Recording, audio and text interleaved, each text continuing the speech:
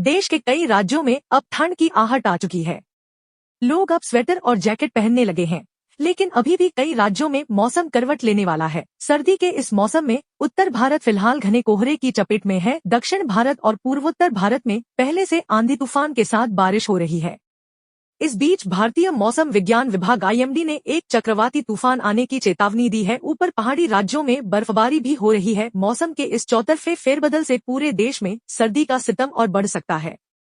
मौसम विभाग के अनुसार पूर्वी भूमध्यरेखीय हिंद महासागर और इससे सटे दक्षिण अंडमान पर ऊपरी हवा वाला साइक्लोनिक सर्कुलेशन एक्टिव है, जो समुद्र के मध्य क्षोभ मंडल तक फैला हुआ है। इसके प्रभाव से कम दबाव का क्षेत्र बनने की संभावना है। इसके पश्चिम उत्तर पश्चिम की ओर दक्षिण पूर्व बंगाल की खाड़ी की तरफ बढ़ने की संभावना है। अगले 2 दिन के दौरान दक्षिण बंगाल की खाड़ी के मध्य भागों में एक दबाव का एरिया बन जाएगा।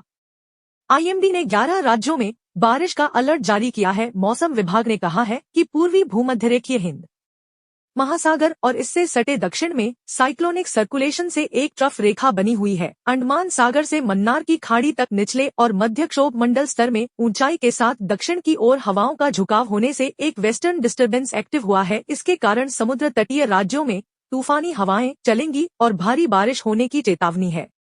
मौसम विभाग ने आज से 28 नवंबर तक कई राज्यों और केंद्र शासित प्रदेशों में हल्की से मध्यम बारिश और अलग अलग स्थानों पर भारी बारिश की संभावना जताई है। अंडमान और निकोबार द्वीप समूह, असम और मेघालय और तमिलनाडु साथ ही केरल और पुडुचेरी जैसे प्रमुख क्षेत्र विशेष रूप से प्रभावित होंगे। 25 और 26 नवंबर को केरल माहे तटीय आंध्र प्रदेश और यनम में गरज के साथ बारिश और बिजली गिरने की संभावना है। इसके अलावा मेघालय में कुछ स्थानों पर ओलावृष्टि की संभावना है। कोहरा भी छाया रहेगा। कई उत्तरी क्षेत्रों में देर रात और सुबह के समय घना कोहरा छाए रहने की संभावना है।